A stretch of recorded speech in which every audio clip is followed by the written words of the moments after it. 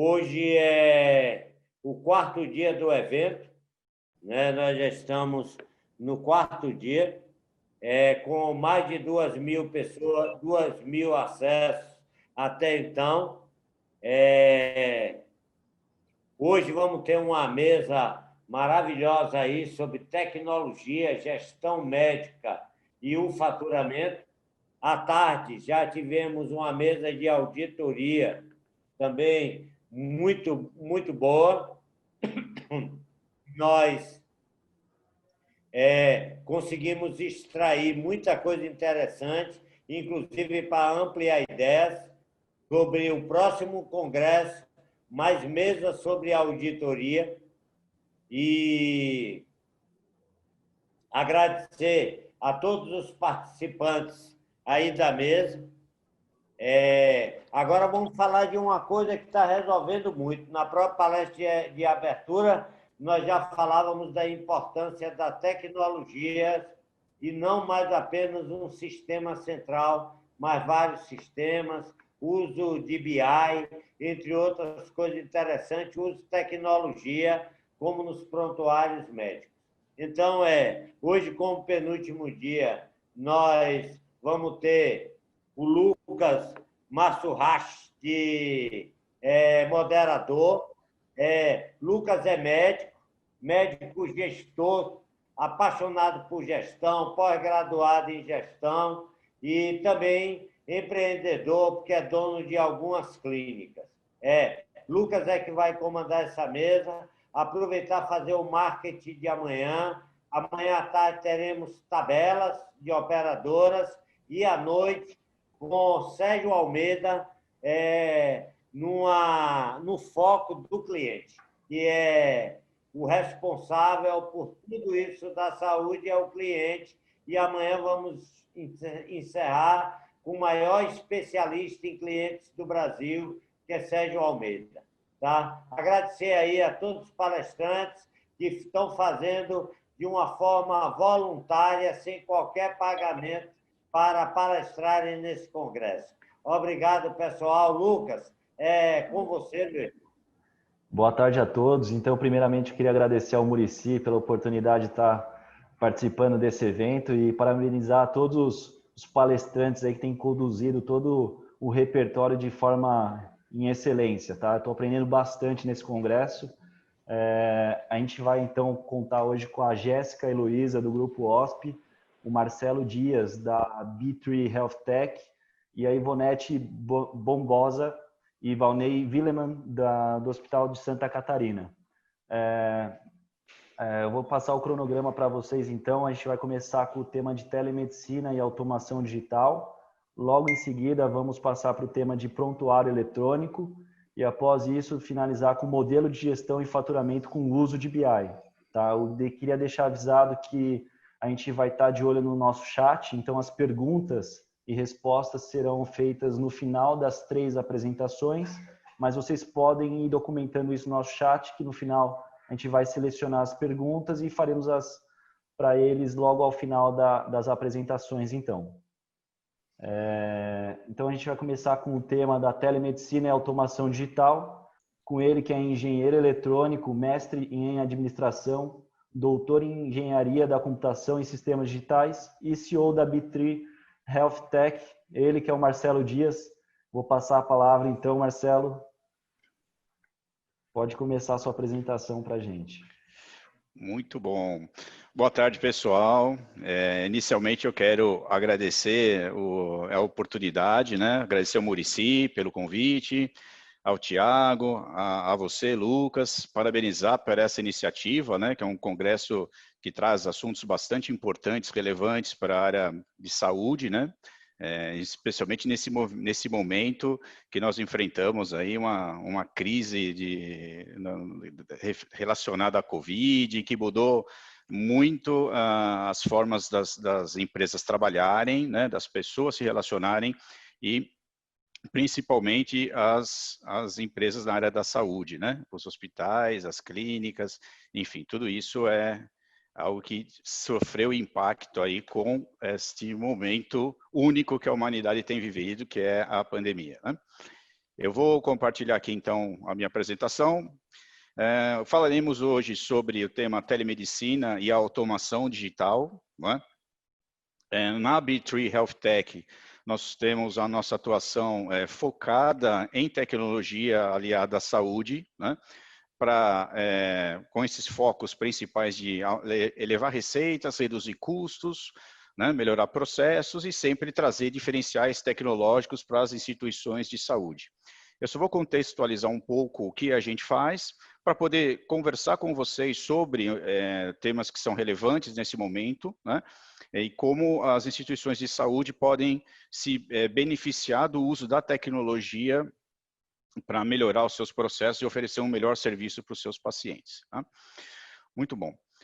Nós sempre trabalhamos aqui com foco, né? Nós temos 3 pilares, que é a redução de custos para os nossos clientes, para os hospitais, a preocupação com garantir a segurança dos pacientes e oferecer sempre melhor experiência possível aos usuários.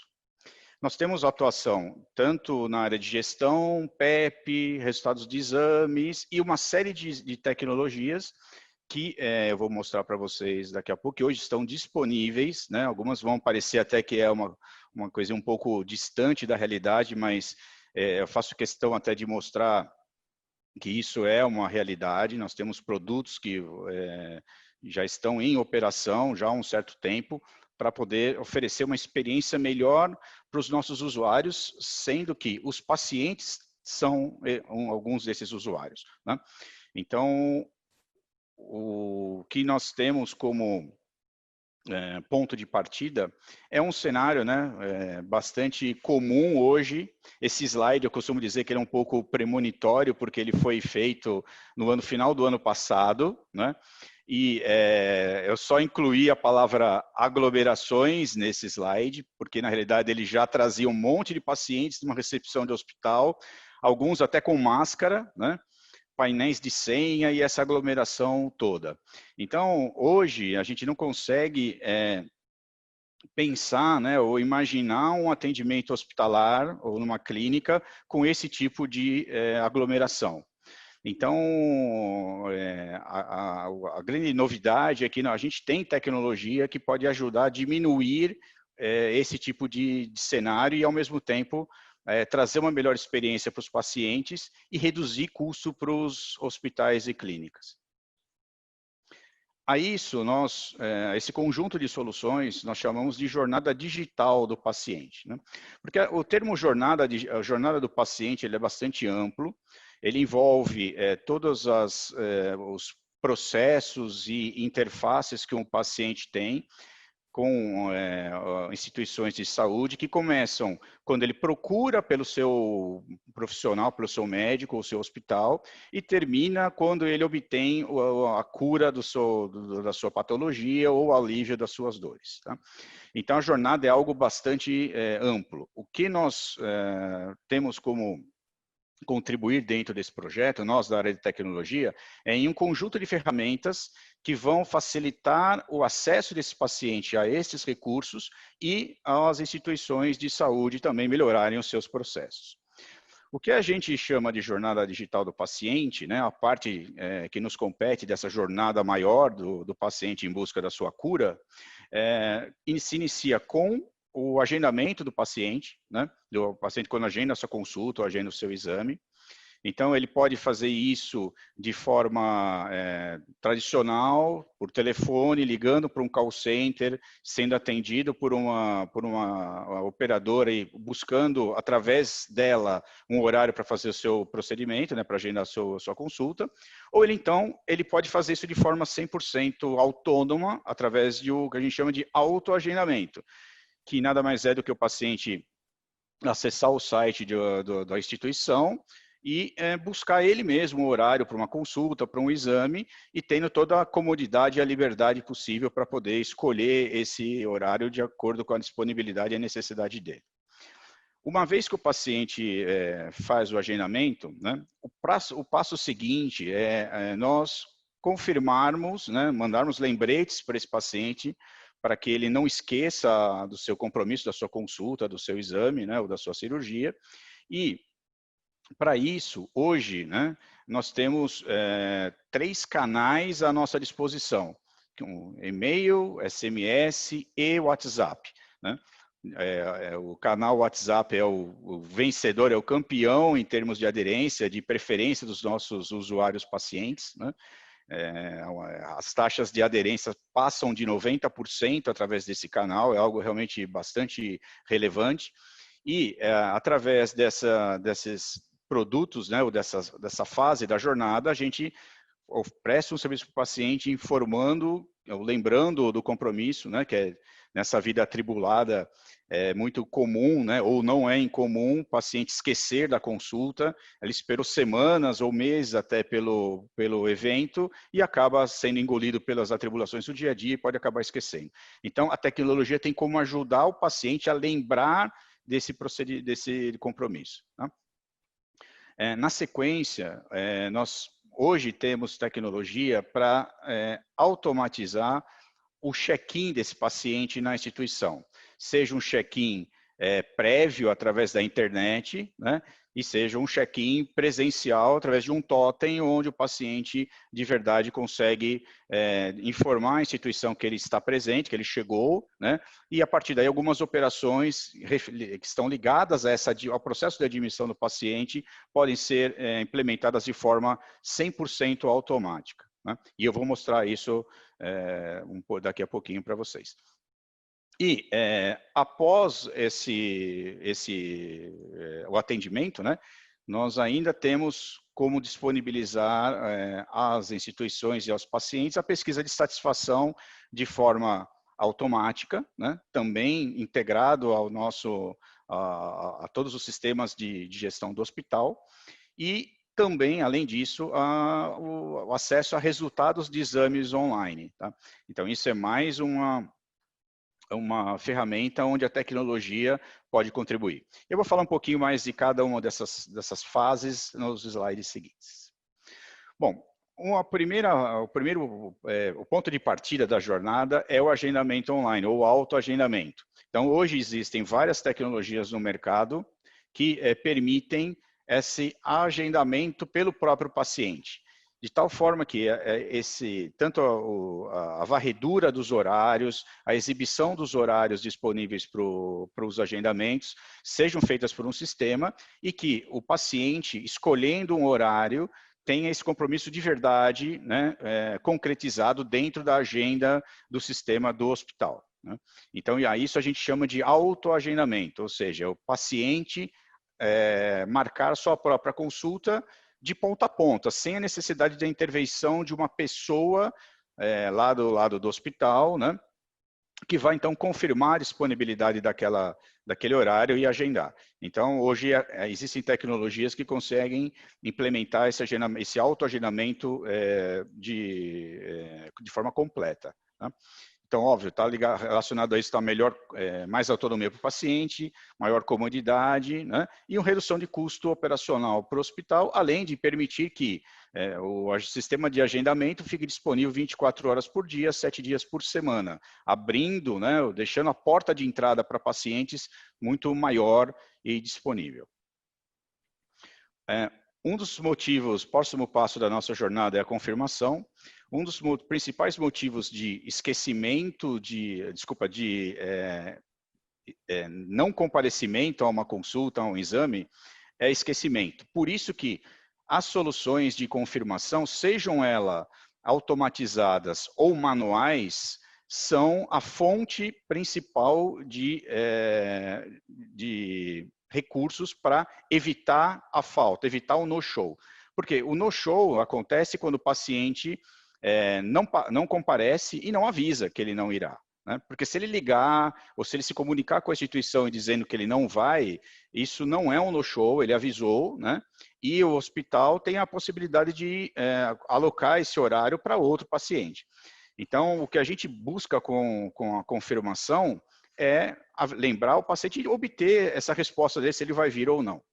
As instituições que fazem isso de forma manual, a gente costuma dizer, né, usando pessoas do call center, ligando para os pacientes, para poder perguntar se eles vão ou não vão, e aí anotando dentro do sistema, eles têm normalmente um nível baixo de faltas. Porque o que de verdade faz o paciente não faltar é essa lembrança e essa confirmação, tá? E a liberação dos horários para outros pacientes, no caso o paciente informe que não irá, ok? Porém, isso tem um custo alto para a instituição. Então, pessoas, computadores, telefones, tempo, né, que poderia estar sendo dedicado a novos agendamentos. E aí entra a tecnologia, né? Então, a tecnologia serve para levar a confirmação de uma forma muito grande, né, aumentar o volume, a escala dessa confirmação para todos os compromissos do hospital e usando a tecnologia que vai representar um menor custo para a instituição. Então, a gente consegue confirmar mais compromissos, né, consultas, exames, cirurgias, num custo menor. Tá? E para isso, hoje é possível utilizar de forma seletiva, né, o e-mail, manda um e-mail para o paciente, se ele responde, ok, já escreve a informação lá dentro do banco de dados do ERP. Se ele não responde, dia seguinte vai um SMS para ele poder, lembrando do procedimento e pedindo para ele confirmar. Se ele não confirma por SMS, um dia antes do procedimento vai uma mensagem por WhatsApp. Tá? E o interessante do canal WhatsApp é que, além de a gente poder conversar com o paciente através de robôs, né, através de tecnologia, a instituição pode criar reforçar a conexão com esse paciente. Né? Por exemplo, em tempos de Covid, assim que o paciente confirma o compromisso, o hospital envia um link, informações para o paciente através do WhatsApp sobre os cuidados com a segurança, né, o que ele deve fazer se ele estiver apresentando algum sintoma de Covid, manda um link para um vídeo, enfim. Então, abre-se um espaço de maior interação com o paciente. Isso é uma prestação de serviço e é um reforço de marca do hospital. Tá?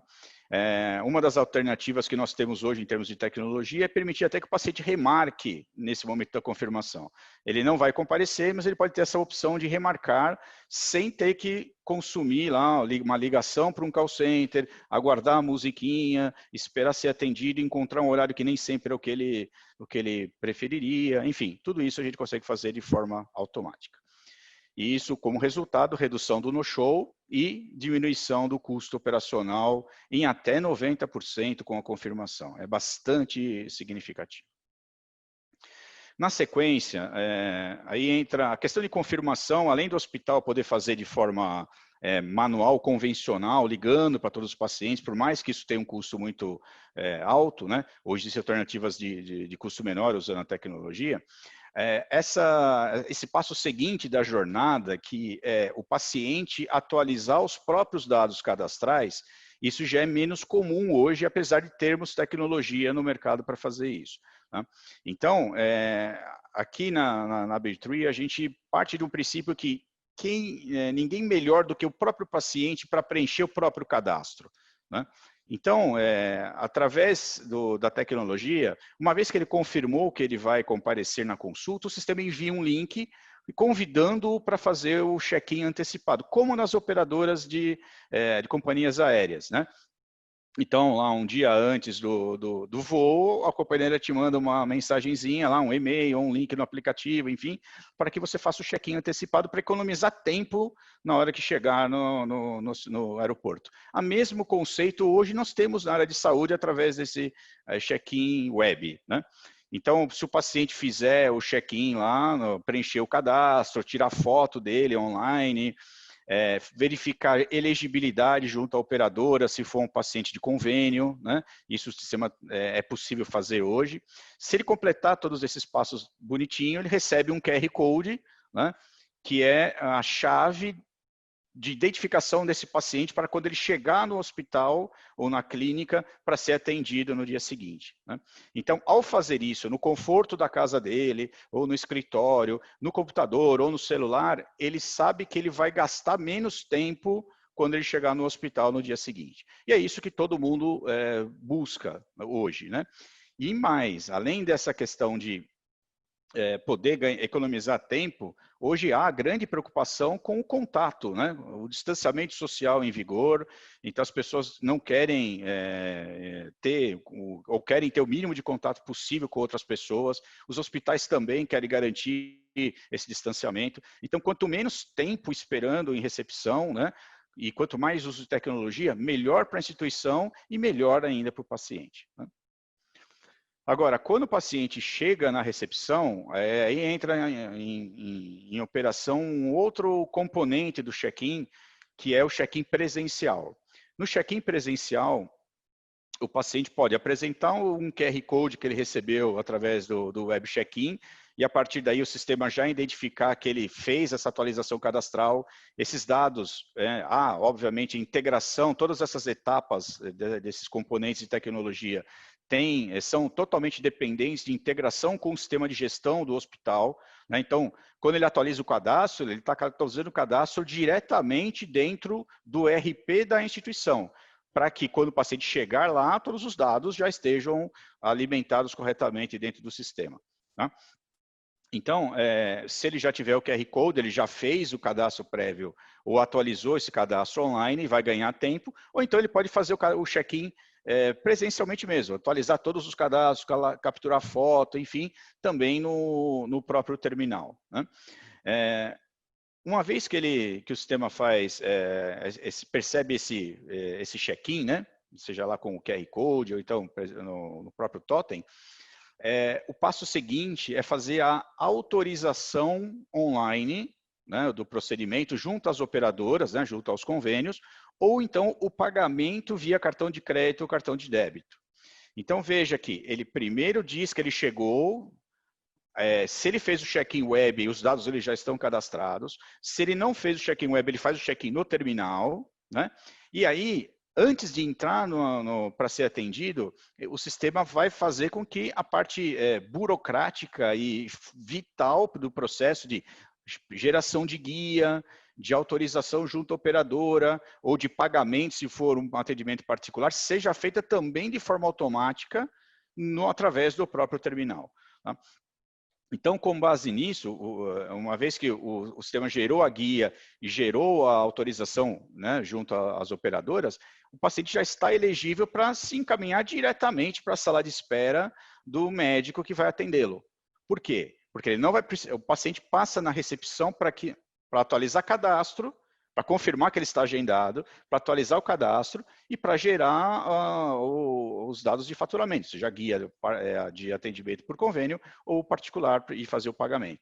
Então, tudo isso um sistema consegue realizar hoje, isso é uma realidade, gerando todos os benefícios de comodidade para o paciente e de redução de custo operacional para a instituição, tá? De tal forma, a gente consegue garantir que a passagem pela recepção pode ser de verdade eliminada para os pacientes que conseguirem atender esse processo ou passar por esse processo de ponta a ponta. Onde nós teríamos alguma dificuldade? Quando não houve uma autorização pelo operador, teve algum problema com o convênio do paciente, né? Quando o pagamento particular também não foi processado por problema no cartão de crédito, né? Então, nessas exceções, o sistema sempre tem um fluxo de escape que aí direciona o paciente para uma recepção, tá?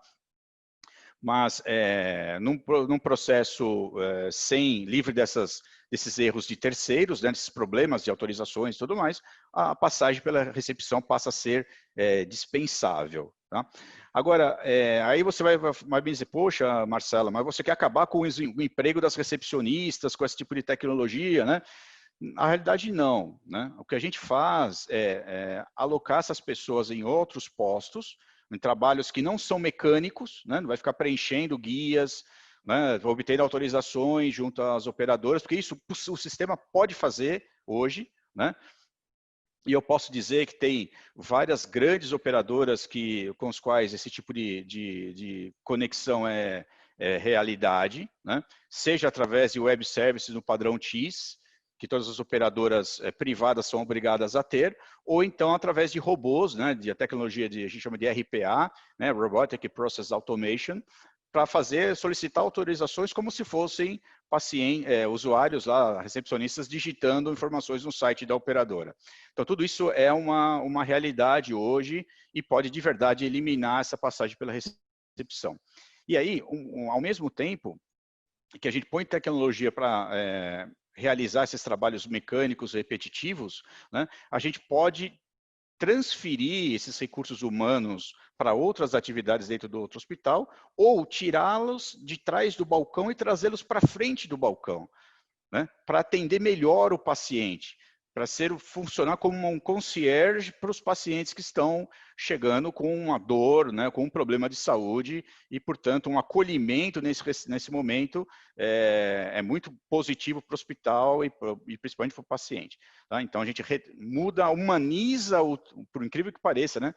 Parece paradoxal. A gente coloca a tecnologia para automatizar, mas a gente humaniza o atendimento, porque a gente pode tirar a recepcionista de trás do balcão e passar lá para frente do balcão. Uma outra parte importante da jornada é a pesquisa de satisfação, né? Então, é muito importante a instituição conhecer a opinião no calor da emoção dos seus pacientes, né? A gente chama de calor da emoção porque é aquele momento onde a pessoa está ou mais nervosa, ou mais feliz, ou tá apresenta um maior impacto sobre a experiência dela com o relacionamento com a instituição, né? A pesquisa NPS é uma pesquisa de padrão mundial, não é utilizada apenas na área de saúde, mas é possível utilizá-la na área de saúde também. Consiste lá basicamente uma pergunta, né? De 0 a 10, qual a probabilidade do senhor, né, ou da senhora indicar o nosso hospital, a nossa clínica para um amigo ou familiar, e através dessa resposta, que é uma nota, a experiência desse paciente pode ser categorizada entre um paciente detrator, aquele que deu nota menor do que 6, ele vai falar mal da instituição por aí, o que é muito ruim. Precisamos identificar os detratores o mais rápido possível para podemos solucionar o problema deles e transformá-los em promotores. Ou ele é neutro, né, se ele deu nota 7 ou 8, é um passivo, ou ele é um promotor, se deu nota 9 ou 10. Então, hoje, a tecnologia consegue fazer com que todos os seus pacientes sejam pesquisados em tempo real. E você, através de um dashboard, consiga acompanhar qual é o nível de satisfação desses pacientes. E agir, né, através de filtros, a me dar uma relação de todos os detratores de hoje. E pode ligar para o paciente até mesmo no mesmo dia para poder tentar entender e solucionar um problema. Então, essa é uma ferramenta de qualidade que fideliza ainda mais os pacientes se nós soubermos utilizar as respostas de forma correta, né? Se nós realmente endereçarmos os problemas e procurarmos atendê-los. Tá? Então, a pesquisa de satisfação é uma ferramenta que a grande maioria dos hospitais ainda tem um formuláriozinho na recepção, que o paciente sai lá, se ele estiver nervoso, ele pega e escreve, né? Normalmente quando está nervoso, para elogiar, normalmente o paciente não faz, né? Agora, com o recurso automático, você consegue até obter, né, principalmente esses que estão muito felizes, que já vão dar uma nota alta e levar o NPS da sua instituição lá para cima, né? E isso é bastante importante e bastante relevante. Resultados de exames online é um complemento, né, desta jornada, que visa oferecer para o paciente os resultados dos exames através da internet. Isso é muito importante hoje, né, para evitar deslocamento de paciente até o hospital só para pegar um laudo, né, para ter acesso a uma imagem. Então, a tecnologia está aí para hoje ajudar nesse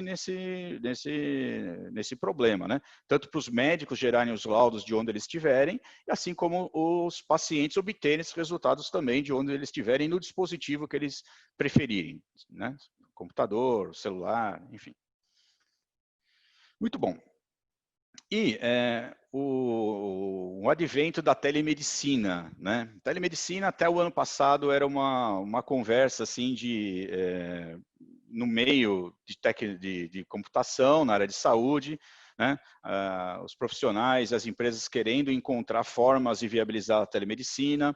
O CFM, o ano passado, teve uma iniciativa de liberação da telemedicina. O barulho, vamos dizer assim, foi muito grande no mercado, né? Muitas operadoras se manifestaram, a indústria de software, os representantes da área de saúde, os médicos, profissionais, e o Conselho Federal de Medicina resolveu, então, suspender a portaria que eles tinham lançado, que autorizaria o início do uso da telemedicina. Então, vamos suspender, vamos parar um pouquinho aqui, vamos ouvir as partes, para depois voltarmos com essa iniciativa. Muito bem. Todos acompanharam, em março aconteceu, a pandemia chegou aqui no Brasil, uma das primeiras deliberações do Conselho Federal de Medicina foi autorizar a telemedicina para todos os médicos, pacientes, hospitais, enfim. Colocaram algumas regras, né? Não colocaram muitas regras, mas eles procuraram de verdade facilitar, porque seria o único meio, né, no momento que todos estão fechados em casa, em quarentena, de continuar fornecendo os serviços de saúde aos pacientes. Então, hoje, a telemedicina está em vigor, segundo o Conselho Federal de Medicina, por tempo determinado, ou seja, enquanto durar a pandemia, mas a gente tem a plena certeza de que, com todos os especialistas do segmento, do setor, tá? Não são palavras minhas, de que a telemedicina não deve retornar ao ponto anterior à pandemia e ser proibida no Brasil. Tá? Quando digo teleconsulta, né? Todos os componentes que envolvem a telemedicina. Tá?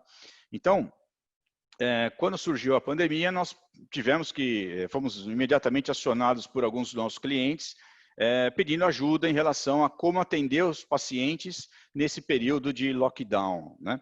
E aí, então, nós desenvolvemos uma plataforma, né, para contemplar todas as etapas ou todos os processos de um atendimento médico à distância. A maioria do mercado, temos muitas soluções sobre telemedicina no mercado que abordam ou focam os seus esforços em colocar o paciente em contato com o médico através de um ambiente de videoconferência. Câmeras dos dois lados, o médico conversando com o paciente relatando os seus sintomas e recebendo algumas indicações de medicação. Tá? Só que aí começa a ficar o assunto um pouquinho complicado, né? Temos alguns pontos.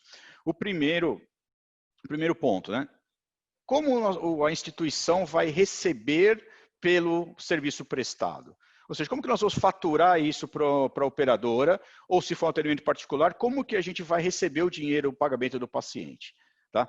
Normalmente, antes de realizar o atendimento. Né? Uma outra dificuldade é como nós vamos gerar a guia TIS, né? E eventualmente como o paciente poderia assinar essa guia TIS ou não. Será que precisa, não precisa? Tal. E, além da videoconferência, óbvio, a outra preocupação era, poxa, e o médico vai prescrever medicações para os pacientes, né? Vai solicitar exames, né? E como que isso vai chegar para o paciente? Uma simples foto, né? Então, aí o próprio SBs também começou a soltar portarias para dizer quais seriam as normas para esse tipo de operação. Tá? Então, em relação às receitas, à prescrição, isso pode acontecer, ou seja, o médico pode enviar uma prescrição de forma digital, eletrônica para o seu paciente, desde que ela seja assinada digitalmente com um certificado digital, um eCPF, para que aí sim o profissional médico tenha todos os seus direitos resguardados em relação à autoria e à autenticidade daquele documento, daquela prescrição de medicação que ele enviou para aquele paciente. Tá? Porque qualquer documento, que se não for assinado digitalmente, pode ser adulterado. PDFs podem ser alterados, imagens, né, JPEGs podem ser editados. Então, a garantia de que aquela receita de verdade foi assinada por um médico X é a assinatura dele de forma digital dentro do documento. Tá? Então, eram alguns dos desafios. Então, nós aqui utilizamos todos os nossos componentes de tecnologia que vêm da jornada digital para resolvermos esses problemas. Então, como que nós fizemos? Primeiro, a questão de check-in do paciente, ou seja, como avisar esse paciente ou chamá-lo para teleconsulta, enviar um link para ele se conectar. Né? Então, na nossa solução, o sistema faz sozinho. Então, através de tecnologia de mensageria, ele envia link para o paciente ser convidado a fazer o check-in para o teleatendimento. né?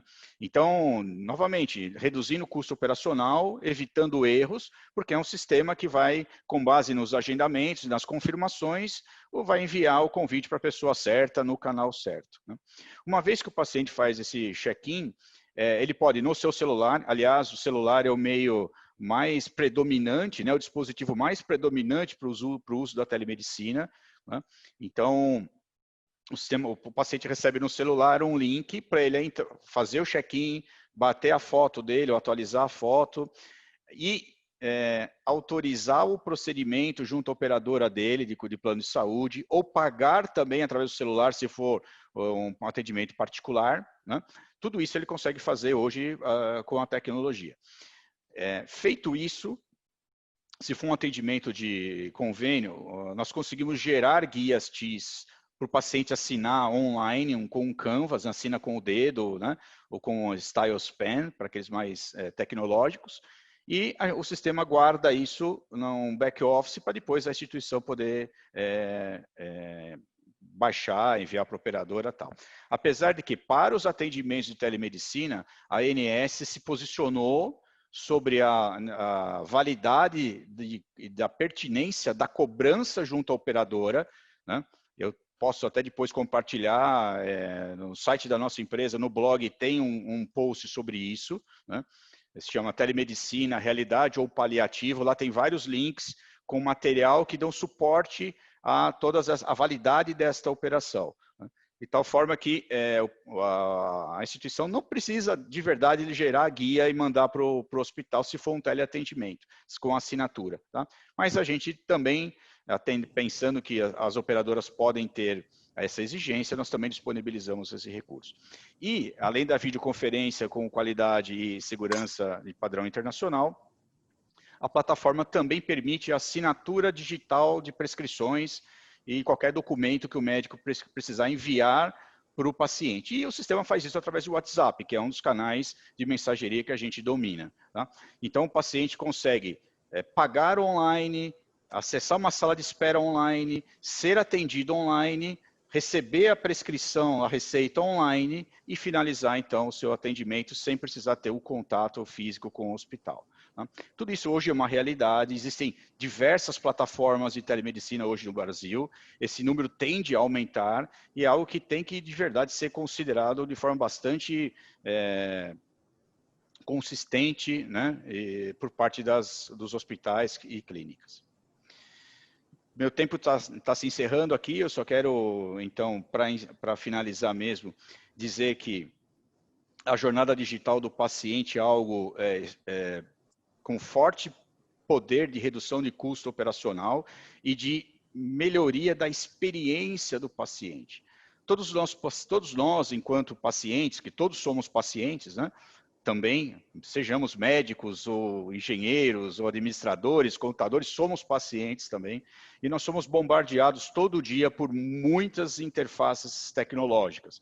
Ninguém vive sem o WhatsApp, sem o celular, e os nossos hospitais têm que se adaptar a essa realidade e incorporar cada vez mais a tecnologia nessa forma de se conectar com os pacientes. E como o Muricy falou no começo, não apenas da porta do hospital para dentro, mas sim da porta do hospital para fora, né? Para poder trazer o paciente, acolhê-lo e prestar um serviço cada dia melhor e cada dia mais personalizado para aquele paciente específico, né?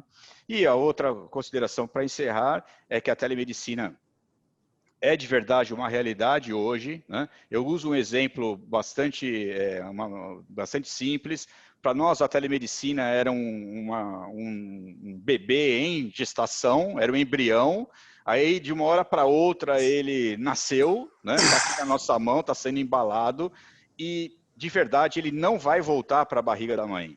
Então, a telemedicina veio para ficar e nós temos que nos adaptar a ela, né? E explorar ao máximo os seus benefícios, né? Cuidando sempre, obviamente, de todos os componentes de segurança que estão giram em torno desses processos, né? LGPD, sigilo dos dados do paciente, confidencialidade e tal, né? Então, isso é o que eu queria trazer um pouco da nossa experiência aqui da B3 Health Tech para vocês. E vou ficar à disposição aí no final das 3 palestras, né, que ouviremos agora na sequência, para dúvidas que vocês têm. Obrigado e até já. Obrigado, Marcelo, pela palestra, foi excelente, muito claro e objetivo. Ainda mais esse tema que é muito atual, não é só o futuro, ele já é o presente, a questão da automação digital, né? Então é uma coisa que a gente vem usando e cada vez mais vai ficar dependente desse tipo de tecnologia. Lembrando a todos que o chat está aberto, a gente vai arquivar essas perguntas para fazer no final das 3 apresentações. Não sei se o Muricy quer fazer alguma consideração. Tá mudo aí, Muricy.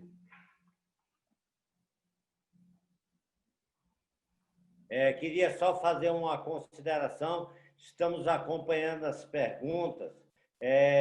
Marcelo conhece, eu acompanho a Jornada Digital e eu quero dizer, exemplo positivo, a gente pode falar onde uma instituição, nossa parceira, o OSP, aplica praticamente já toda a jornada digital. Acho que está aplicando o último passo agora, né, Marcelo? Então, pessoal, não precisa ter medo, a tecnologia está aí e ela já é possível. Lucas faz telemedicina, nós fazemos agenda inteligente e assim sucessivamente. Podem meter a cara que a hora é essa. Vai lá, Lucas, desculpe a interrupção. Imagina, agora a gente vai seguir então com o tema que é o prontuário eletrônico. Vai ser ministrado pela Jéssica Heloísa Guimarães. Ela é gestora hospitalar e atualmente analista de negócios e tem uma ampla experiência no relacionamento médico. Você, Jéssica. Obrigada, Lucas. Primeiramente, eu queria agradecer ao Muricy pela oportunidade de participar do congresso e dividir um pouquinho a minha experiência com o prontuário eletrônico aqui. Eu vou compartilhar uma tela com vocês para a gente falar um pouquinho do prontuário. Primeiramente, eu vou contar a minha trajetória, né? Eu atuo na área de oftalmologia há 15 anos já. Iniciei minha carreira no Grupo OSP como jovem aprendiz. Passei por call center, recepção, adaptação de lente de contato, eventos. Auxiliar de oftalmologia também, que me ajudou muito nessa jornada do prontuário eletrônico. Minha formação é gestão hospitalar, tenho cursos de estratégia e gestão de projetos e qualidade. O prontuário eletrônico ele parece uma coisa muito nova, né? Mas na verdade o primeiro sistema de prontuário eletrônico ele foi criado a partir dos anos 60 pelos Estados Unidos, né? Com o intuito de, entre os hospitais com grandes parcerias nas universidades, com o intuito de, na verdade, controlar a saúde da população. Inclusive tinha iniciativas do governo, né, para isso. Mas no Brasil a regulamentação foi implantada o prontuário eletrônico em 2002. Pelo Conselho Federal de Medicina. O prontuário eletrônico, ele veio com o intuito de cuidar da saúde e a gestão com qualidade, né? Hoje em dia, o prontuário eletrônico em 3.600 municípios é utilizado pelo SUS, 80%. 74% hoje utiliza algum sistema eletrônico no Brasil. Então, na verdade, a gente está com bastante gente aderindo a esse sistema eletrônico, né? 12% somente totalmente online. Então, totalmente online, a gente ainda está engatinhando. Eu vim falar um pouquinho sobre o prontuário para a gente ter um conhecimento da implantação em si. O prontuário eletrônico ele é 100% personalizado e, inclusive, é muito importante personalizar. Isso faz a gente ter uma melhor adesão do prontuário na instituição mesmo. O prontuário eletrônico ele precisa seguir algumas regras. Essas regras é atuado pelo Conselho Federal de Medicina e a CIBS, que são algumas regras básicas, né, a princípio, que são as informações que não devem ser modificadas após a liberação. Controle de acessos, é muito importante controlar o acesso. O prontuário eletrônico também não pode ser feito com datas retroativas, e também, caso você não tenha assinatura digital, ele tem que ser impresso e assinado para ter um valor legal, né? Mas essas são algumas regras que o Conselho Federal de Medicina impôs para se ter um prontuário eletrônico, tá? O prontuário eletrônico, ele deve conter a identificação do paciente, ele deve conter a anamnese, ele deve conter exames, a hipótese diagnóstica, tratamentos efetivos, né, com o paciente, prescrições, anotação, alertas e visualizações de exames e laudos dentro do prontuário eletrônico. Eu queria falar também um pouco para vocês sobre as vantagens de ter um prontuário eletrônico. Eu sou suspeita para falar, porque, na verdade, eu acho inúmeras vantagens de ter um prontuário eletrônico.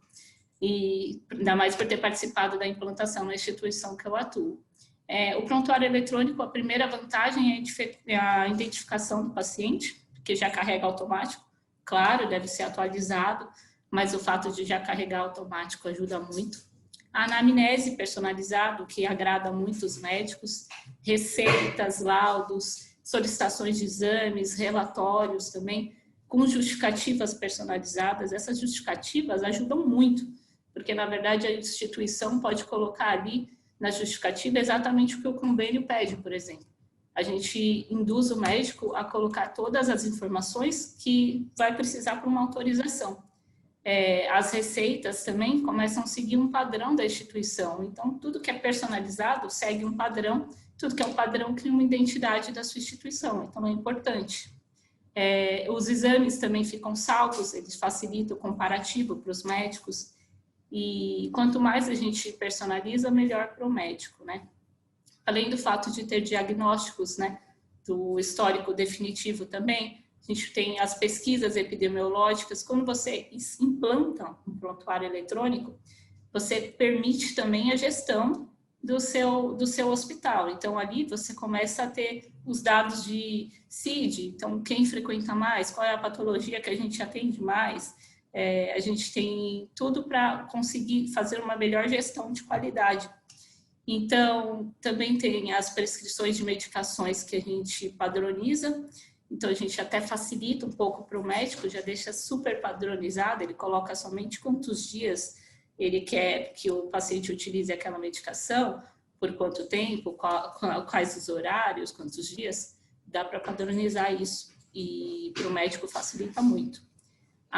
Também existe a possibilidade de alertas no prontuário eletrônico. Esses alertas é uma questão que a gente precisa tomar cuidado, claro, porque muitos alertas podem atrapalhar o fluxo do médico, mas utilizado da forma certa ajuda muito, como, por exemplo, quando o médico ele vai fazer uma prescrição de cirurgia mesmo, ele vai solicitar a cirurgia para o paciente, existe alguma informação que não pode faltar. Eu tenho anos de oftalmologia, então eu vou dar um exemplo de oftalmologia, ele solicita a catarata, mas ele não pode ali esquecer de colocar qual lente intraocular vai ser utilizada.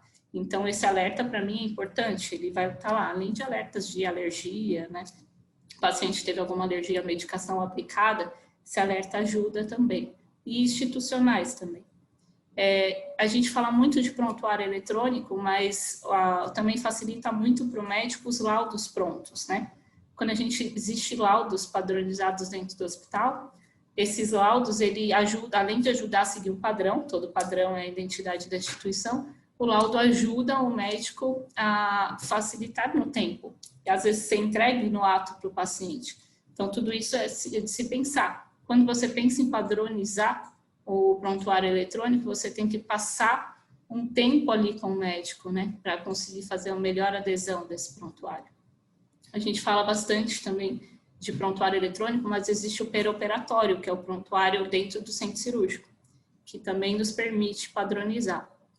Esse perioperatório, ele nos permite padronizar, por exemplo, um SAEP, que é utilizado pelas enfermeiras, onde a gente consegue ganhar tempo. Ele permite também os tempos e movimentos dentro da clínica, que nos permite também ganhar tempo. Hoje em dia o tempo é muito importante, o Marcelo falou tudo, né? Tempo hoje em dia é dinheiro, o médico precisa desse tempo, né? Quanto mais tempo a gente conseguir, mais tempo a gente dá de atenção para o paciente. Quanto menos tempo ele gastar no prontuário, quanto mais rápido, quanto mais coisas estiverem prontas para o médico, para se utilizar, mais tempo, mais qualidade de atendimento a gente vai ter.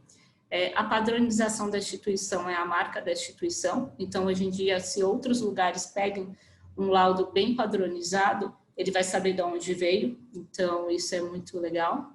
A gente sabe também que a padronização dos laudos, dos relatórios, evita algumas glosas, né, por ilegibilidade, por exemplo.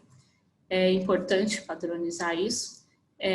Também sabemos que quando a gente padroniza, existem algumas resistências dos médicos.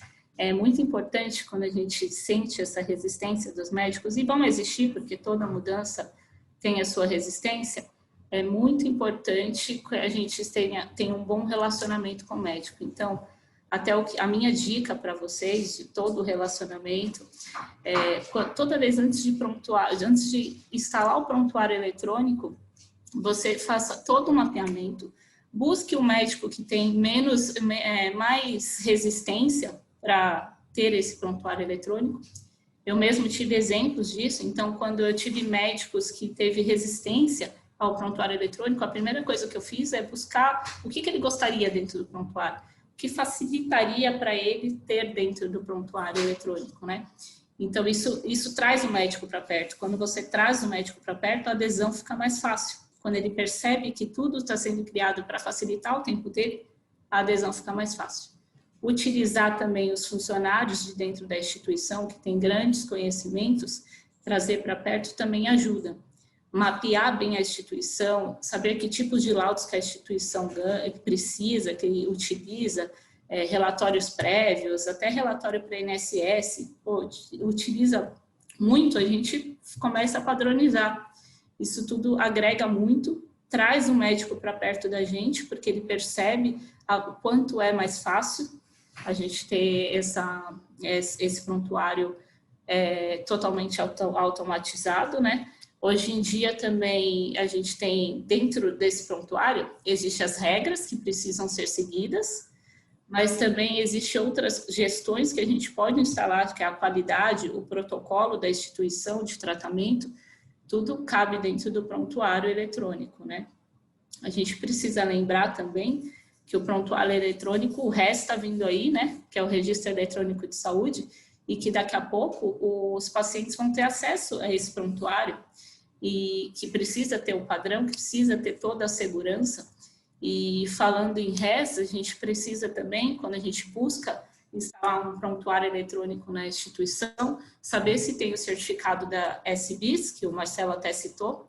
Eu até deixei aqui o site da SBIS para vocês consultarem, quem está procurando um software para instalar um prontuário eletrônico no seu consultório. Existe esse site para você ver se ele segue os padrões e as normas, né, do Conselho Federal de Medicina, que é de segurança mesmo do prontuário.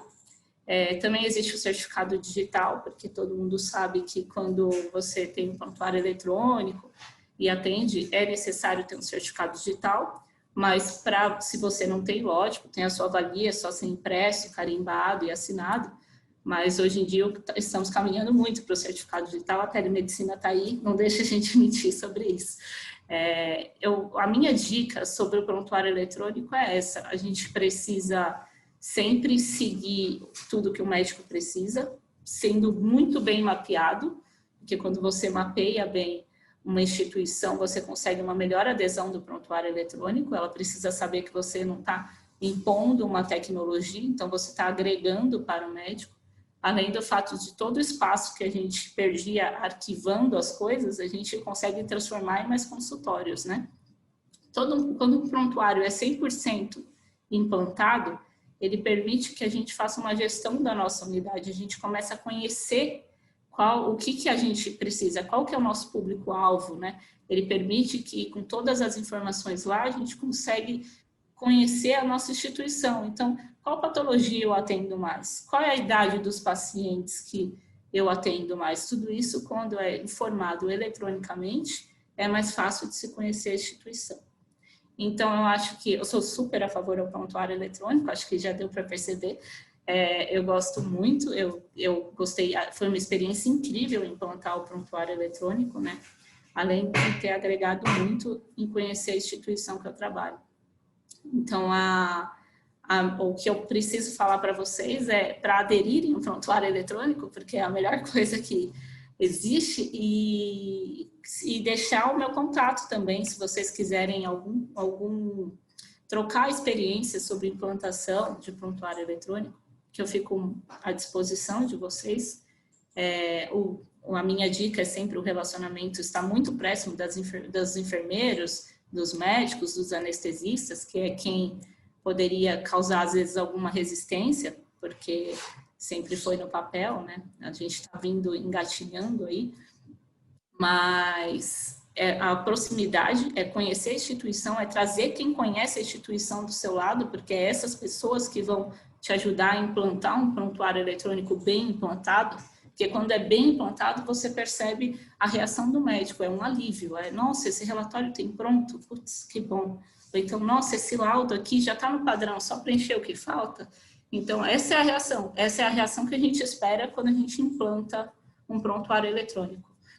E eu me coloco à disposição, meu e-mail está à disposição, meu telefone está à disposição para quem quiser trocar alguma experiência ou quiser falar das resistências que teve na sua instituição, se eu puder ajudar, eu vou estar sempre à disposição de vocês. Eu queria só mostrar mesmo todos os benefícios de um prontuário eletrônico, como a gente pode conhecer a instituição através disso, e trocar essa experiência mesmo com vocês. Eu queria até agradecer a oportunidade de falar um pouquinho nesse congresso, agradecer ao Dr. Lucas e responder qualquer pergunta que vocês tenham a respeito da implantação do prontuário na instituição mesmo. Obrigada. Parabéns, Jéssica, excelente palestra. Nós que trabalhamos bastante juntos aí nessa missão de implementar de fato o prontuário eletrônico para conseguir, inclusive, a coletar dados fidedignos até para tomada de decisões. Então, realmente, a gente só vê que o prontuário eletrônico só tem a agregar, somar mesmo para a instituição, e hoje não tem como não ter um prontuário eletrônico, né? A gente vai dar andamento, então, para a terceira e última palestra. O tema será modelo de gestão de faturamento com uso de BI. Eu já vou até dar um feedback, eu consegui ver antes da apresentação e gostei bastante aí de alguns dashboards que Volney irá apresentar. Então, eu vou apresentá-lo, será o Volney Willeman, ele que é contador, especializado em controladoria, tem MBA em gestão empresarial e trabalha no Hospital Santa Catarina há 26 anos, onde hoje ele é supervisor de controladoria. E durante a apresentação, logo após, falando sobre o processamento de contas, a palavra vai ser com a Ivonete Bombasa, que é contadora, especializada em controladoria, trabalha no hospital há 25 anos e é coordenadora de processamento de contas. Então, muito bacana alguns dashboards que eu já vi da apresentação de vocês, parabéns. E a palavra está contigo, Volney. Boa tarde, obrigado, Lucas. Obrigado primeiro aí ao Muricy pelo convite, pela oportunidade de a gente falar um pouco da nossa experiência aqui no hospital, né? Então, eu atualmente estou trabalhando na supervisão de controladoria, como o Lucas falou. A Ivonete trabalhou comigo até no início do ano passado, nessa jornada dela aqui, e ela recebeu o convite para assumir lá a área de processamento de contas, né? Ela vai falar um pouco depois. Só então, um minuto, Volney. Vamos... Se você conseguir falar um pouquinho mais próximo do microfone, acho que o pessoal está com um pouquinho de dificuldade aqui para ouvir sua apresentação. Ah, ok. Melhorou assim? Tá um pouquinho com dificuldade aqui, Volney. Ó, o pessoal está reclamando aqui que está difícil de ouvir a apresentação. Deixa eu ver se é a máscara também. Isso, melhorou. Olha, nós trocamos aqui. É até mais bonito, viu, cara, do que eu imaginei.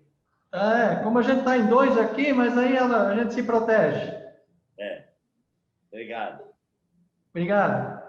Deixa eu botar a minha apresentação aqui.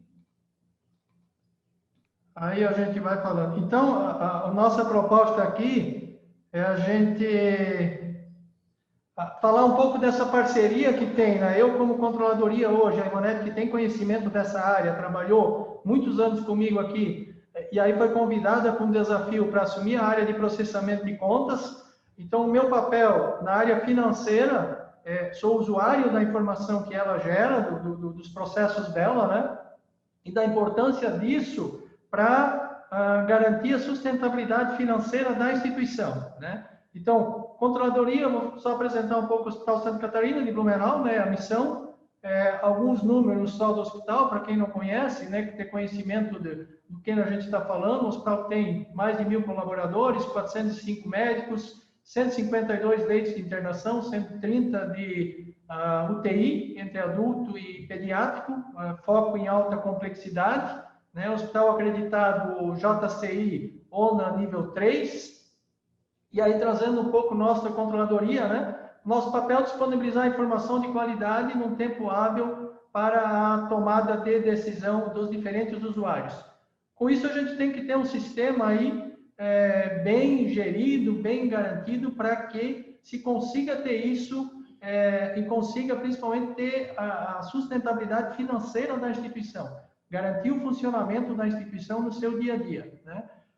Então, nós vamos trazer um pouco o cenário, os benefícios que a gente conseguiu ter a partir da implantação do software de BI, que aconteceu no ano de 2018, final de 2017, a gente começou a construção, a parceria com a Winnow, e aí hoje nós conseguimos ter informações de tempo online de todas as áreas, e nós vamos trazer um pouco então da nossa experiência aqui na parte da controladoria, né? Então, qual é o escopo disso? O nosso ERP é o TASI, acho que a maioria conhece, o TASI da Philips, né?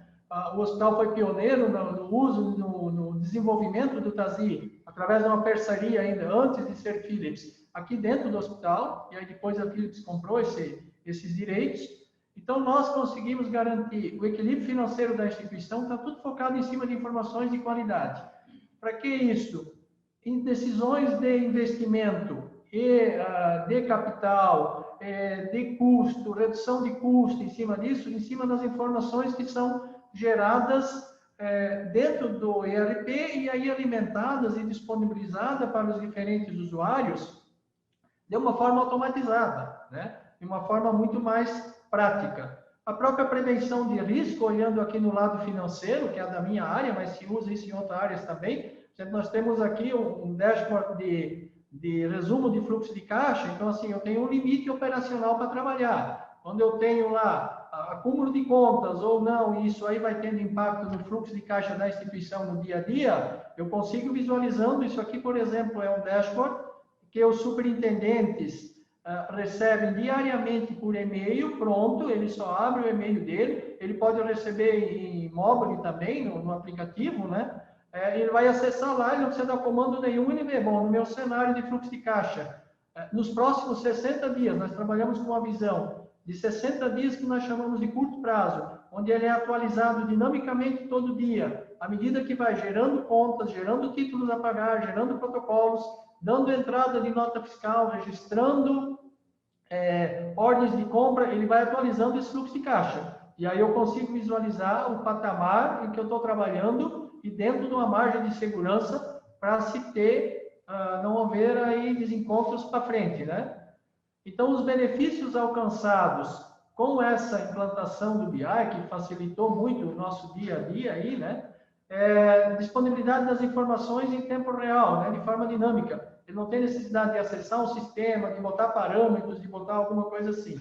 Uma maior eficiência nas projeções, ele torna mais fácil isso para fazer, né? Fácil identificação de algumas variações no fluxo de caixa.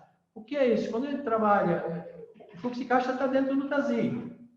Só que lá ele não guarda uma posição passada. No momento que ele atualiza, ele traz só a posição online de agora. Aí nós desenvolvemos dentro do BI uma forma de guardar esse cenário e já trazer comparativos. Então, se no meu fluxo de caixa de ontem eu tinha um cenário de caixa X para daqui a 60 dias, para o dia 10 de janeiro, e hoje ele traz uma posição Y, facilmente eu identifico se é uma entrada que deixou de sair, se é uma nova saída de recurso que entrou, que não estava previsto até ontem, entender por que isso. Então, isso o assistente financeiro faz e já disponibiliza pronto também para os gestores. E aí uma outra informação que a gente consegue disponibilizar também de forma bem objetiva, e algumas análises que a gente faz daí, algumas análises críticas assim, títulos a receber por vencimento, vencido a vencer. Então, no dia a dia, na operação, a gente usa isso, eu não dependo de relatórios, né? Eu vou dentro do BI, de dashboard, e filtro lá, mas assim, eu quero os protocolos integrais vencidos nos últimos 15 dias para fazer um outro tipo de abordagem com a operadora. Uma abordagem é cobrar recurso de glosa, uma outra abordagem é cobrar protocolos vencidos. Então, eu não entro em relatórios para ver isso lá direto no OTASI, né? A gente monitora prazo médio de recebimento, monitora a inadimplência das operadoras, índice disso, né? Hoje, a nossa inadimplência com as operadoras está aí abaixo de 2%, apesar de todas as dificuldades, né? E também, quando eu disse que eu sou usuário da Ivonete lá no processamento de contas, ela vai apresentar depois, as contas pendentes lá são reflexo do fluxo de caixa da instituição. Então, quando eu vejo conta pendente lá, dinheiro, o tempo representa dinheiro, né? Se ela leva 60 dias para apresentar a conta para a operadora e leva mais X dias para a operadora nos pagar, eu tenho um desencontro de caixa nesse processo aí. Então, se monitora o processo como um todo, para que, encurtando o prazo de entrega das contas, eu tenha reflexo direto no fluxo de caixa. Os benefícios alcançados com isso aí, então, olhando diariamente só e filtrando os atrasos de pagamento, então, eu tenho maior controle nas inadimplências. Um controle de recursos de glosa, também temos dashboard específico para isso, onde eu consigo visualizar, por exemplo, de todos os recursos de glosas que foram feitos, quais os itens glosados, quais os motivos de glosa, qual a operadora, qual o prazo que eu enviei o recurso de glosa para a operadora para cobrar resposta disso. Mas também isso nos dá um trabalho de fazer um trabalho interno, e nós temos sistematicamente encontros com a equipe do processamento de contas e apresentamos isso. No último mês, o volume de glosas foi X, os motivos de glosas foram esses, os itens de glosados foram aqueles, e aí com isso se vai olhar, melhorar o processo de cadastro de regras, melhorar o processo de autorização, garantir a efetividade dessa guia, para ser proativo nessas soluções, né? Então, a gente está trazendo aqui, assim, eu do ponto de vista financeiro, quais são as informações que importam para garantir e o reflexo que traz isso, né, a consequência dentro do processamento de contas. Só para dar essa sintonia aí, esse trabalho muito próximo, nós, controladoria, com o processamento de contas, né? E aí ver os resultados que acabam tendo, garantindo a sustentabilidade da instituição. Então, a Ivonete agora vai apresentar a parte do processamento de contas, e aí no final a gente fica à disposição para esclarecer ou trazer outras informações. Boa tarde a todos, é um prazer participar desse congresso, é um amor muito grande que eu tenho pelo faturamento, e falar do processamento de contas é uma área muito bonita, uma área onde a gente às vezes brinca que é o coração do financeiro, que tudo que eu produzo lá acaba interferindo aqui no fluxo de caixa. Eu trouxe um estudo de caso para vocês terem uma ideia de como era o controle das contas há 1 ano e meio atrás, onde eu não fazia parte dessa área. Então, quando eu fui convidada em fevereiro do ano passado para ir assumir essa gestão do processamento de contas, eu vou passar bem rápido só para vocês terem uma ideia a diferença de quando a gente tem controle das contas e de quando a gente não tem. Então, lá em início de 2019, a gente tinha mais de 12 milhões parados dentro do faturamento por vários motivos. Enfim, a principal dificuldade foi identificar onde essas contas estavam paradas, por que esse dinheiro não estava no fluxo de caixa do hospital. E então a gente começou a mapear, e para localizar as contas, um dos primeiros passos foi dentro do TASI usar o etapa de contas, que para mim conseguir saber aonde a conta está parada, onde está com a auditoria, está com o faturamento, está com a autorização, está na unidade para alguma correção de prontuário. A gente tem um prontuário 100% digital, então facilita muito a área tanto de auditoria quanto de faturamento. Como a Jéssica falou, quem tem um prontuário digital não vive mais sem, são muitas facilidades de localizar as informações. A gente tem 100%, não tem nenhum médico que não use o prontuário digital, então a gente consegue ter facilidade na informação. Algumas das ações que a gente teve foi com o auxílio do INOU. Até o ano passado o INOU já estava no hospital, mas a área de processamento de contas era pouco utilizada. Criamos os dashboards para facilitar o dia a dia e os controles. Um deles são alertas diários do volume de contas parado por operadora, contas em protocolo, contas sem protocolos. Então, eles recebem um gráfico e recebem também por um arquivo de Excel onde constam todas as contas. Isso vem diariamente para toda a equipe do contas hospitalar. Aqui eu trouxe alguns números para demonstrar o quanto o controle faz a diferença. Então, ano passado, a gente chegou a um pico de mais de 16 milhões de contas paradas. O ano passado, e no decorrer desse ano, a gente fica em torno de 1 milhão, 1 milhão e 200, aguardando o processamento, e isso, na verdade, é muito em função das operadoras, a falta de autorização, a falta de alguma descrição de algum médico, enfim, a gente tem alguns problemas que dependem de correção para a entrega da conta. Aqui eu trouxe também a efetividade do faturamento, então esse é um indicador que a gente monitora, o quanto das minhas altas eu consigo efetivamente faturar e entregar para a operadora dentro do mês. Então a gente saiu de um patamar de 50%, hoje a gente já está em quase que 94% no indicador do último mês, então o controle é fundamental. A gente ter nas mãos, ter ferramentas como o Inou, como o Tazi, para conseguir acompanhar o andar das contas e a efetividade delas no processo de faturamento. Aqui eu trouxe outro do tempo médio de contas, então a gente saiu de um patamar de 33 dias no internado, hoje a gente já está em 8 dias no tempo médio de processamento de uma conta. No ambulatorial a gente levava um pouco mais de 12, hoje a gente está em 6. Então, é um ganho de tempo importante, fundamental no fluxo de caixa, porque quanto menos tempo eu levo para faturar, para entregar uma conta, mais rápido esse dinheiro vem para o nosso fluxo de caixa.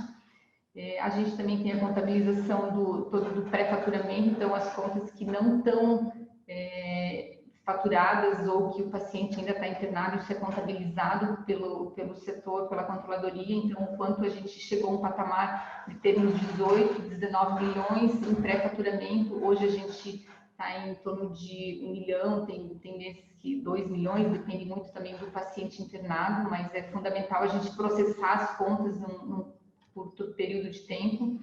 Aqui eu trouxe um atualizado, então, da efetividade do faturamento. No último mês a gente fechou em 94%, então isso é muito bom, é um ganho assim, fundamental do tempo que eu levo para faturar.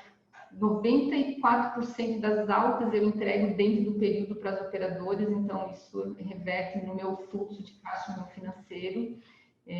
O tempo das etapas, isso tudo são dashboards do Inou, né? O tempo das etapas das contas, a gente consegue monitorar o tempo que elas ficam, em tempo médio, né? Que elas ficam paradas em cada unidade ou por motivo de devolução para correção das contas.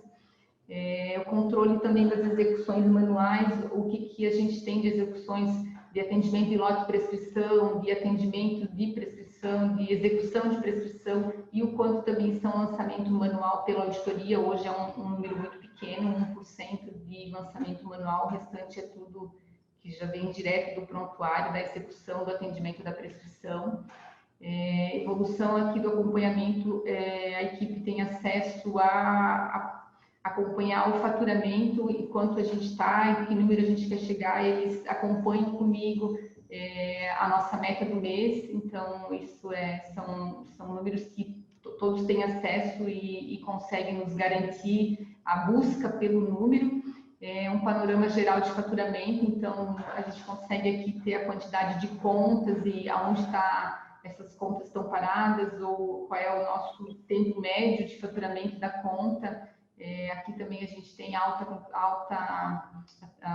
o tempo alto, onde a gente tem, já está mais de 30 dias parado, então a gente tem um período curto para entregar para a operadora, para não perder o prazo, enfim, aqui a gente consegue monitorar isso. Aqui a gente trouxe uma frase, então, se você não pode medir, você não pode ser gerenciado. Então, é uma frase muito importante e a gente tem aqui muito claro o quanto a gente tem que ter o controle das nossas contas e o quanto a nossa troca aqui, eu como contas e o Ronei como controladoria, o meu trabalho todo vem parar nele e o trabalho do caminhar todo da assistência vem parar em mim no faturamento. É muito bom conseguir dizer que a gente saiu de um patamar de mais de 30 dias, 40 para entregar uma conta, e hoje a gente está em 8 dias num paciente internado, e a gente tem outros sonhos, que é diminuir esse tempo ainda mais. A gente tem bastante coisa em desenvolvimento, mas até agora são só assim, muitos frutos bons que a gente tem colhidos junto com a equipe, e o quanto é bom trazer a equipe junto para conseguir apresentar uns números bonitos assim. Vamos ver quem continuar. Só para fechar, então, assim, né? Isso que a gente trouxe só a nossa experiência aqui na gestão de contas, né? E o reflexo disso para o financeiro das instituições.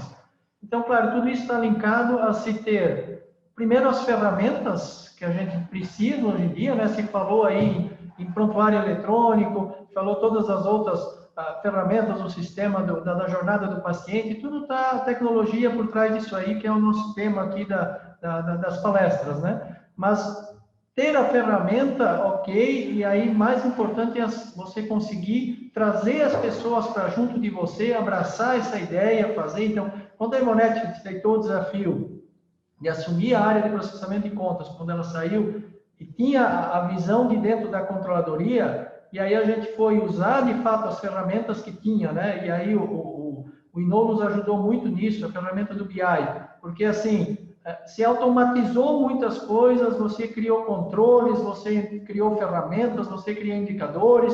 Então, o faturista que chega, o pessoal da auditoria, toda manhã quando ele chega, ele tem no e-mail dele já, ele não vai procurar em lugar nenhum, vai ver onde é que está a conta, ele já tem quais são as contas críticas, o que ele precisa estar atento, autorização a mesma coisa, e aí a gente vê os resultados que aparecem depois para nós e para a instituição como fluxo de caixa, né? Então, a gente queria trazer um pouco essa experiência, assim, de ter tecnologias, sim, mas também tem aí o papel humano, de saber utilizar, saber explorar ao máximo essas tecnologias em benefício e em prol das instituições e da sua sustentabilidade.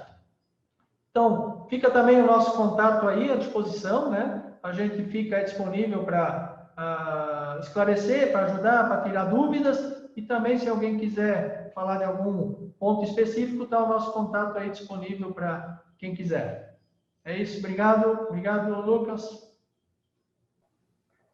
Parabéns, Volney, parabéns, Ivonete, excelente palestra, gostei bastante dos dashboards de vocês, realmente muito esclarecedor. Então agora a gente vai abrir um espaço para as perguntas e respostas, né?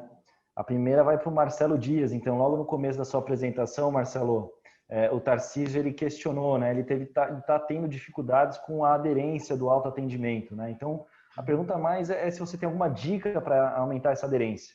Eu já até falo que isso é uma questão de cultura, né? Não é mais só o futuro, mas é o presente. O mercado vai direcionar para isso. Mas se você tem alguma dica aí para dar para todo mundo que quer iniciar esse processo de autoatendimento para aumentar a aderência.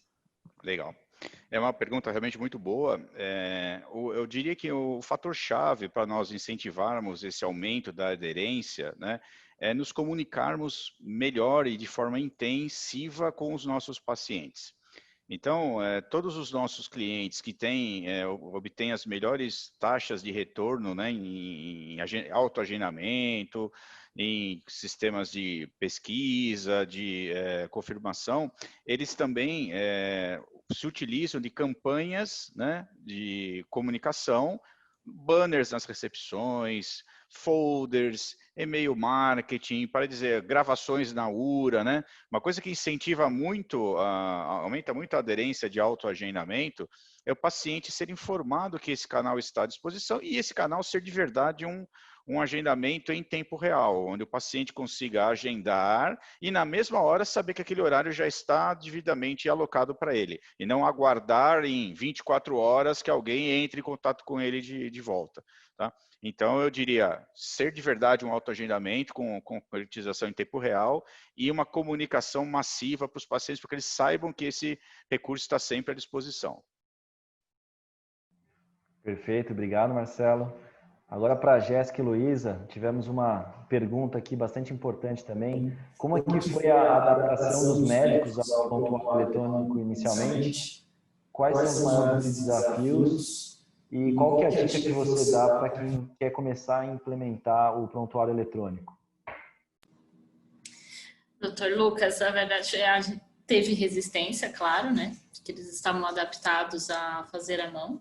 Como toda mudança, existe a sua resistência, mas a dica que a gente deixa para todo mundo é primeiro mapear a instituição, mapear o processo do médico.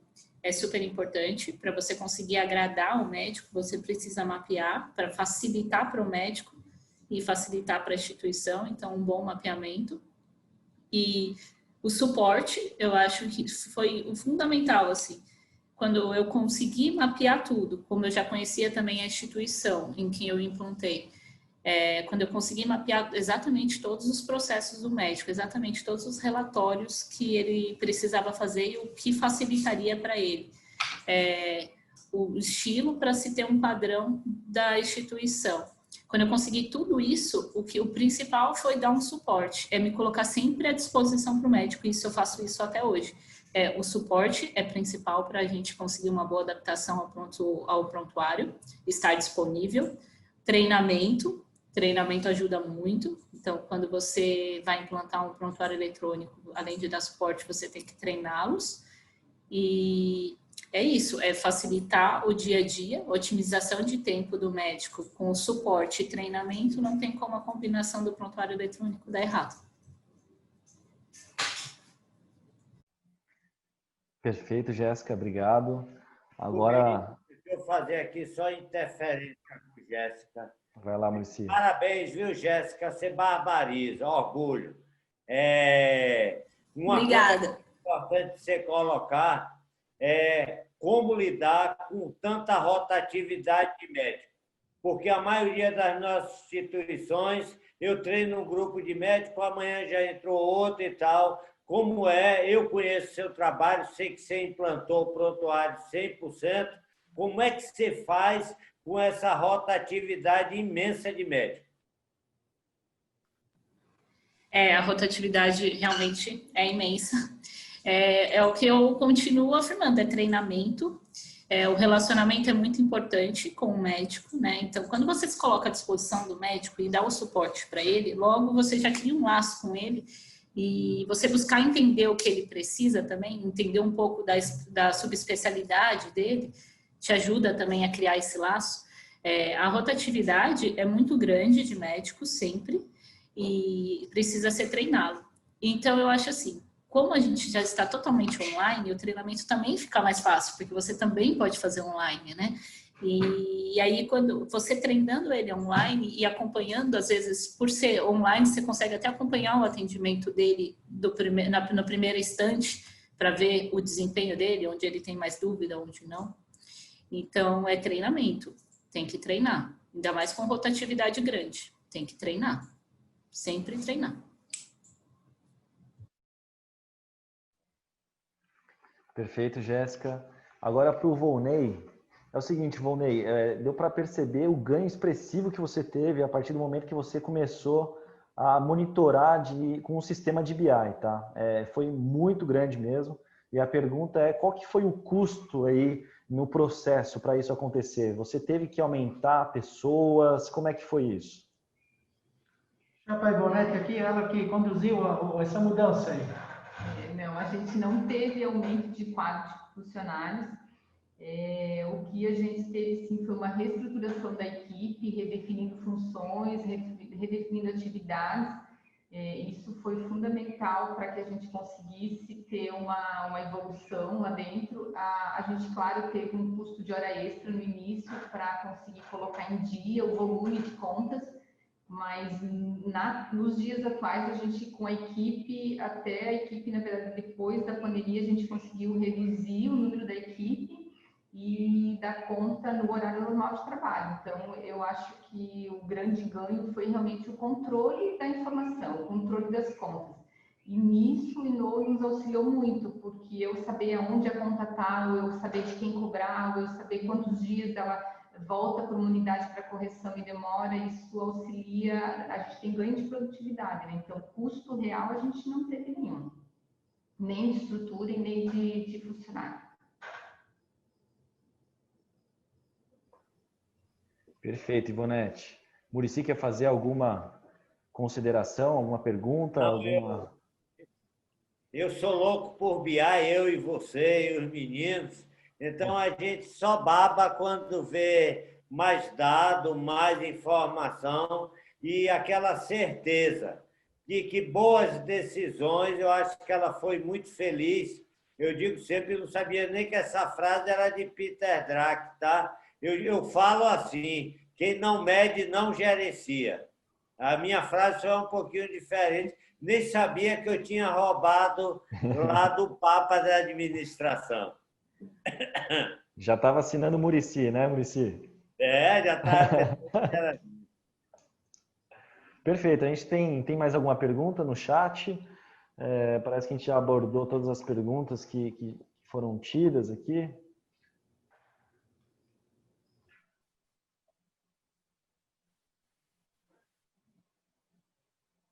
É a constatação, acho que vocês três trouxeram para essa mesa algo fantástico. A constatação de que a tecnologia não pode ser deixada de lado, que ela é nosso grande aliado e que, quando pensam em desemprego, eu digo, não pense em desemprego, não, bote o pessoal para assistência, para atender, para captar, tem lugar para tudo. E a qualidade do atendimento tem que melhorar. Mas diga, Lucas. É isso aí. Não, eu estava vendo aqui, o chat tinha mais uma pergunta da Gisélia, seria pro Vonei, Ivonete, que ela queria saber como é que foi esse processo de mudança do faturamento manual para o eletrônico, se você teve muito problema na aderência, na aceitação da equipe. Na verdade, a gente não teve a mudança, a gente não tem mais manual há muitos anos no hospital. Eu não sei nem precisar, mas com certeza há mais de 15 anos ele já é eletrônico. E agora o que a gente teve a mudança foi a gente ter controles usando a ferramenta do BI. A gente sempre teve o faturamento eletrônico há pelo menos uns 15 anos já, eu acho, pelo TASI. E só que os controles do TASI antes na parte de gestão eram mais difíceis, eram mais engessados, e com o BI a gente consegue construir os dashboards da maneira que a gente precisa ver, ou até da maneira... A equipe participou muito da construção disso, eles estiveram o tempo todo junto comigo, e a dificuldade que eu tinha de ver os números era deles também de localizar as contas para faturar. Então a construção foi meio que em paralelo. E como a gente tem, assim, tanto o prontuário eletrônico quanto a auditoria, quanto a gente usa todas as ferramentas do TASI, então a gente não teve uma mudança agora de manual para eletrônico. O que a gente teve sim foi uma mudança de conceito dentro da estrutura, e com a ferramenta do BI abriu os caminhos para identificar onde a gente precisava atacar para melhorar os controles, né? Tem que colocar mais alguma coisa também. Só assim, acho que as tecnologias estão aí, né? Então, você saber aproveitar elas, usar elas ao máximo, que o município trouxe, é exatamente isso, né? Ter uma ferramenta, ok, mas eu consegui explorar o máximo dela. Então, se eu tinha um controle no faturamento antes, existia uma forma de controle, dependia como? Do usuário entrar, botar parâmetros de relatório, botar data, salvar relatório, ficar checando em relatório, essa conta está aqui, essa conta ali. Hoje ele recebe por e-mail, ele recebe na hora, ele sabe, já faz um filtro das contas que nós chamamos críticas. Hoje, chegou amanhã de manhã, ele vai ver essas contas críticas, ele vai atrás, vai identificar motivo e tal. Então, usar a tecnologia a nosso favor, né? E aí, ver os resultados disso realmente foi muito gratificante, participar desse processo. É exatamente isso. Tudo que a gente vai mudar, muitas vezes a gente pode encontrar resistências pela frente, né? Então, o que a gente tem que fazer mesmo é quebrar os paradigmas e mostrar para os usuários realmente o ganho que a gente vai ter com determinadas mudanças e até o uso da tecnologia, né? Então, a gente sempre tem que estar realmente mostrando a solução e o porquê daquilo está sendo feito e o resultado disso tudo, né? Exatamente, é isso que a Ivonete falou, fazer as pessoas participarem, né? O desenho do dashboard, as pessoas que iam usar participaram no conceito. Então, isso faz eles se sentirem partícipes e abraçar a ideia.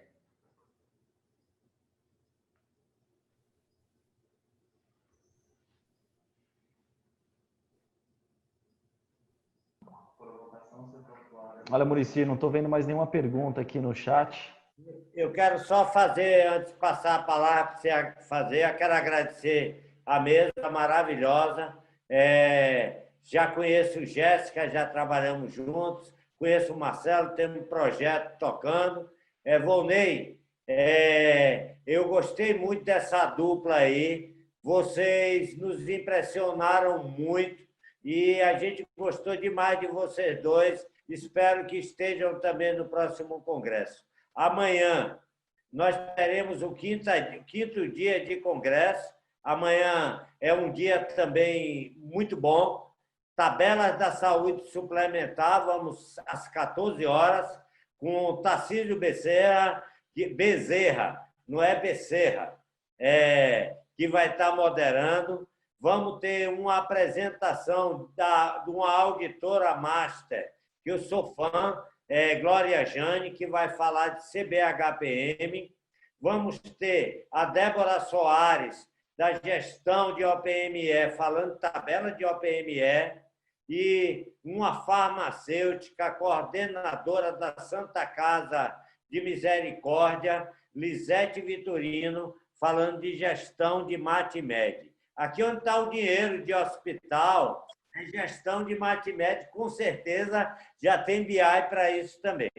E para encerrar o dia de amanhã e nós fecharmos com chave de ouro, vamos ter o foco no cliente, com o maior especialista em clientes do Brasil, que é o Sérgio Almeida. Vocês vão amar, onde nós vamos, ao final do congresso, falar do que é mais importante, que é o cliente e as pessoas. E quando o Sérgio fala, ele fala do cliente interno e do cliente externo, que vocês tanto falaram aí. A importância de envolver as pessoas na implantação da tecnologia. Lucas, é com você. Obrigado, então, mais uma vez, Muricy. Obrigado a todos os palestrantes por ter aceitado o convite. Marcelo, Volney, Ivonete, Jéssica, obrigado a todos. Obrigado pela presença também de todos os congressistas.